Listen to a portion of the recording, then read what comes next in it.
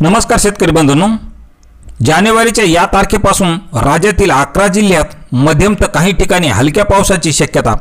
पाहूयात या संबंधित सविस्तर माहिती आपल्या हवामान परिसर चॅनलच्या माध्यमातून.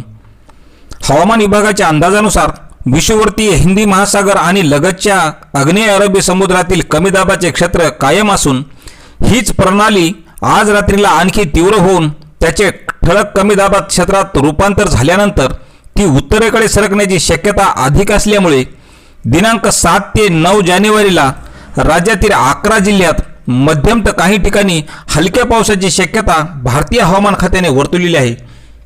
तर प्रामुख्याने यामधील सांगली, सातारा, कोल्हापूर, सोलापूर, सिंधुदुर्ग, नांदेड, लातूर आणि धाराशिव या जिल्ह्यात मध्यम, तर जळगाव, धुळे, नाशिक या भागात हलक्या पावसाची शक्यता भारतीय हवामान खात्याने वर्तवलेली असून उर्वरित जिल्ह्यात ढगाळ हवामान राहणार असल्याची शक्यता वर्तवण्यात आलेली आहे.